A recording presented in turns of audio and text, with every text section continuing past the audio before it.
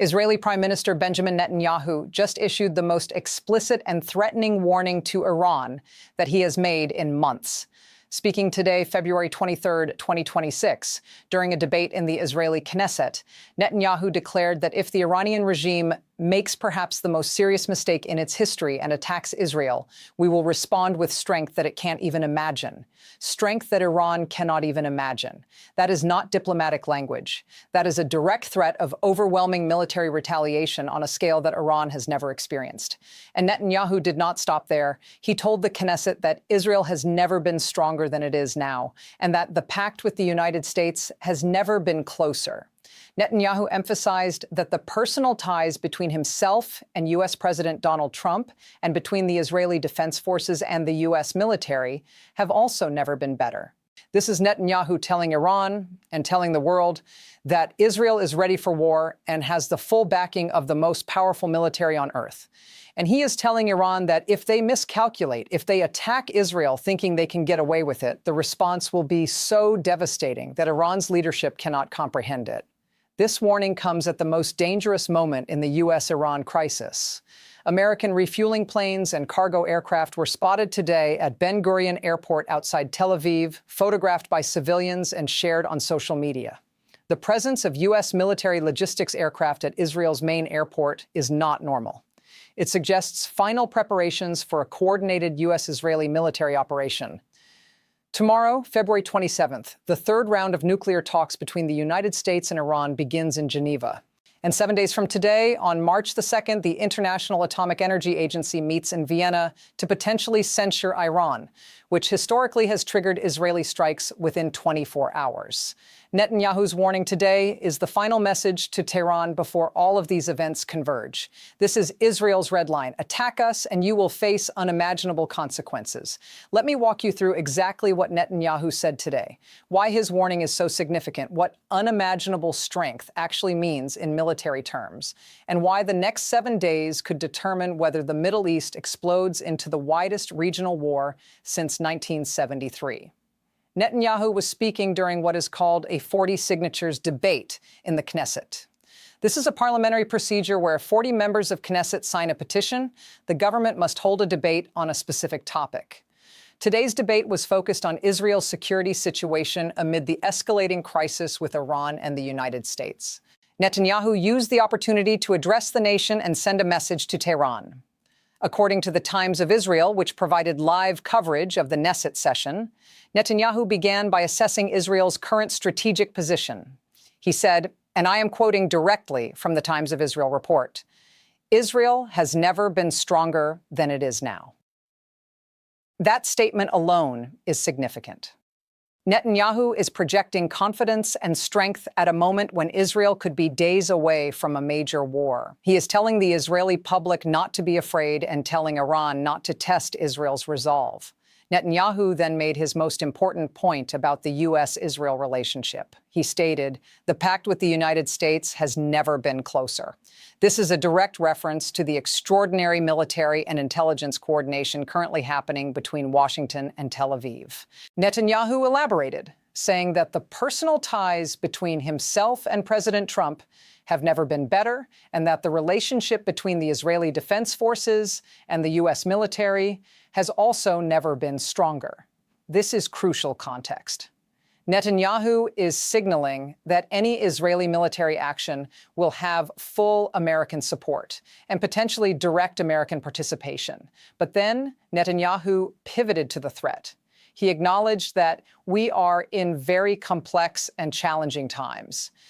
That is an understatement given that 2 U.S. aircraft carrier strike groups are currently positioned near Iran, that American bombers are on standby, and that diplomatic talks are on the verge of collapse.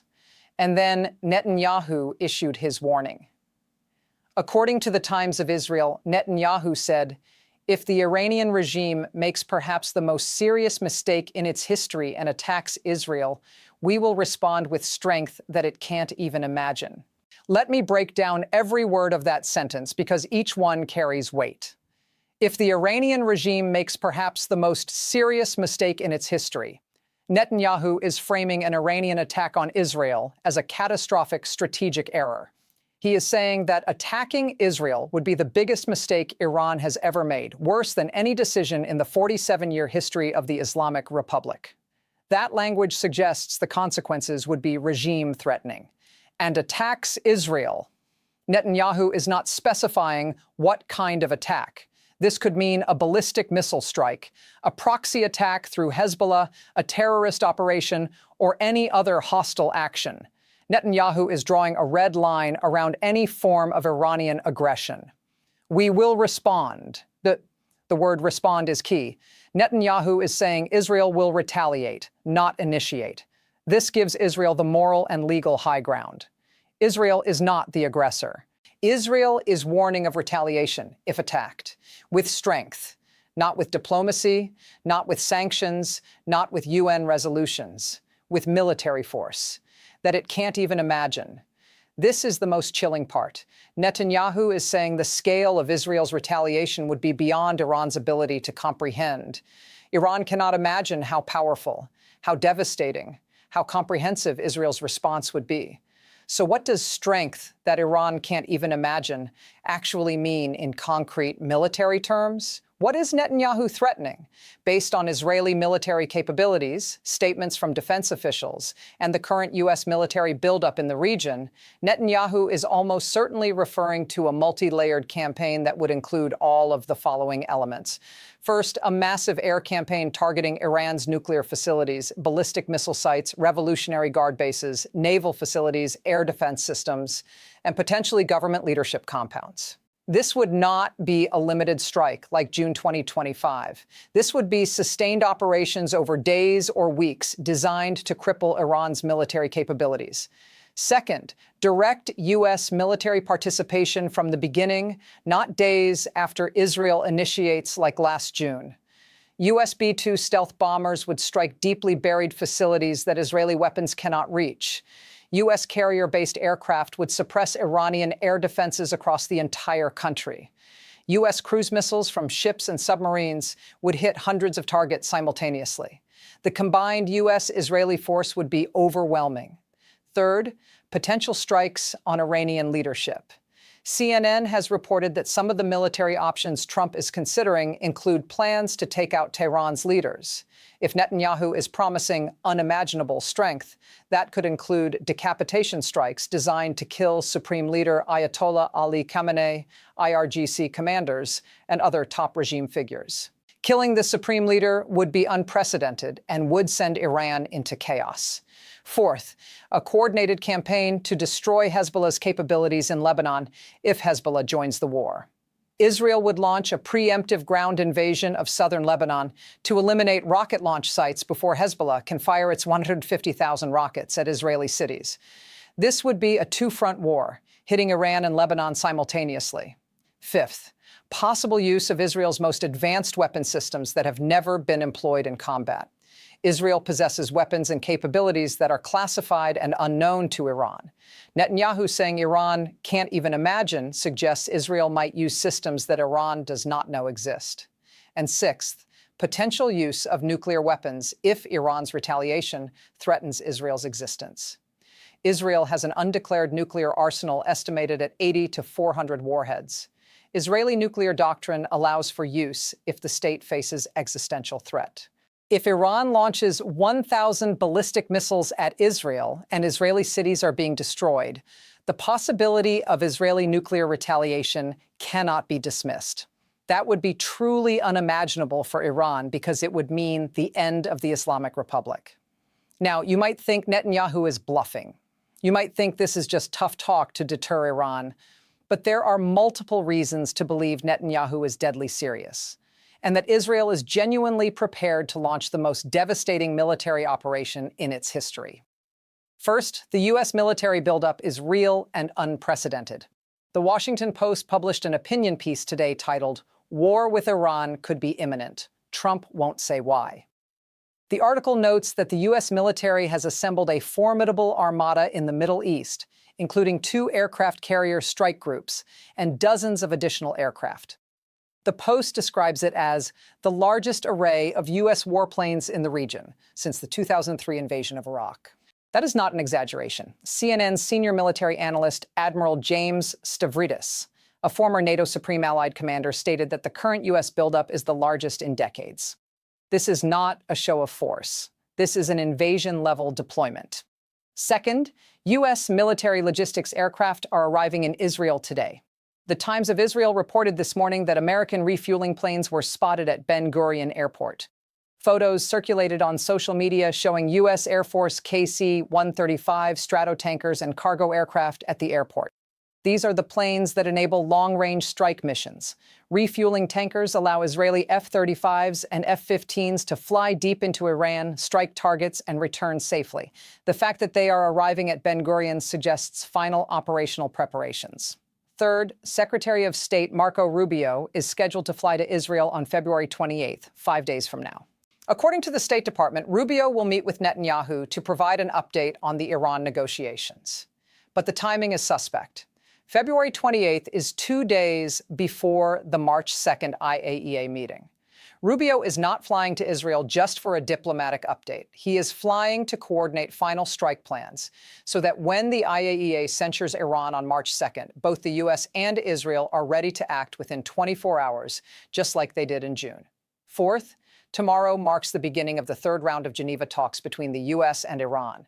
Iranian President Masoud Pezeshkian said today that recent negotiations have produced encouraging signals, but that Iran has made all necessary preparations for any potential scenario. That is diplomatic language for we are ready for war if talks fail. And Trump's special envoy, Steve Witkoff, gave an interview on Fox News yesterday that revealed Trump's frustration. Witkoff said, and I am quoting, "Trump is curious as to why Iran hasn't capitulated. Why under this pressure with the amount of sea power and naval power over there, why haven't they come to us and said we don't want a weapon, so here's what we're prepared to do?" That quote is stunning. Trump expected Iran to surrender by now. Trump deployed 2 carrier strike groups, threatened military action, and gave Iran deadlines expecting full capitulation. But Iran has not capitulated. And that frustration is driving Trump toward military action. Fifth, Iran's Deputy Foreign Minister Kazem Garibabadi spoke at the UN Conference on Disarmament in Geneva today and issued his own warning. According to the Times of Israel, Garibabadi said, "The consequences of any renewed aggression wouldn't remain confined to one country, and responsibility would rest with those who initiate or support such actions." That is Iran threatening regional war. If the U.S. and Israel strike Iran, Iran will retaliate not just against Israel, but against U.S. forces in Iraq, Syria, Kuwait, Bahrain, Qatar, and the UAE. Iran will activate Hezbollah to attack Israel from Lebanon. Iran will use Houthi forces to attack shipping in the Red Sea. And Iran will threaten to close the Strait of Hormuz, choking off 21% of the world's oil. This is the nightmare scenario where a U.S.-Israel strike on Iran triggers a regional conflagration that engulfs the entire Middle East. And both sides are threatening exactly that. Netanyahu is promising unimaginable retaliation if Iran attacks. Iran is promising consequences that won't remain confined to one country if they are attacked. This is mutual escalation rhetoric at its most dangerous. So why is Netanyahu making this threat today, on February 23rd? Why now? Because we are 7 days away from the March 2nd IAEA meeting that could trigger war. Because we are 1 day away from the Geneva talks that represent Iran's last chance to avoid military action. Because U.S. logistics aircraft are arriving in Israel, indicating final preparations. And because Netanyahu wants to give Iran one final crystal-clear warning before events spiral out of control. Netanyahu is saying, do not test us. Do not launch a preemptive strike thinking you can catch us off guard. Do not fire missiles at Israel thinking we will respond with restraint. If you attack, we will unleash a level of military force that will shock you and potentially end your regime. That is the message. But here is the problem. Iran is also issuing warnings. Iran is also drawing red lines. And both sides are now locked in a cycle where neither can back down without looking weak. If Iran capitulates to Trump's demands, Iranian hardliners will view it as surrender and the regime could face internal collapse. If Israel backs down from its threats, it loses deterrence credibility and emboldens Iran and Hezbollah. So both sides are escalating toward a confrontation that neither may actually want, but that both feel compelled to pursue. This is how wars start, not because leaders want war, but because they create conditions where war becomes the only option that doesn't involve humiliation. What happens in the next 7 days? Tomorrow, February 24th or 25th, the Geneva talks begin. This is Iran's last chance to present a proposal that meets Trump's core demands. If Iran offers full uranium transfer, permanent enrichment suspension, missile limitations, and ending proxy support, Trump might accept. But if Iran's proposal is anything less than that, Trump will view it as insufficient and move toward military action. February 28th, Marco Rubio arrives in Israel and meets with Netanyahu. If that meeting lasts several hours and includes Israeli military commanders, they are finalizing strike plans. March 2nd, the IAEA Board of Governors meets in Vienna. If the US, UK, France, and Germany introduce a censure resolution and it passes, that provides the diplomatic cover for strikes. March 3rd, based on the historical pattern from June, Israeli and American forces could launch strikes within 24 hours of the IAEA censure. That is the timeline, 7 days. And Netanyahu's warning today fits perfectly into that timeline. He is telling Iran, you have 7 days to make a deal. You have 7 days to avoid catastrophe. Because if you attack us or if diplomacy fails and we decide to strike preemptively to eliminate the nuclear threat, our response will be beyond your comprehension. Israel has never been stronger. The US-Israel Pact has never been closer. We are ready. Are you? That is Netanyahu's message. And it is not a bluff. The forces are in position. The logistics are arriving, the political will is hardening, and the clock is ticking.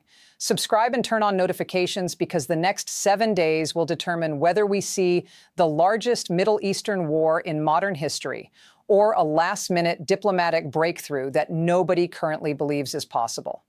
Netanyahu has drawn his red line. Iran has drawn theirs. And both sides are preparing for the possibility that those red lines will be crossed. 7 days until March 2nd. 7 days until we know if Netanyahu's unimaginable response becomes reality. The countdown is on.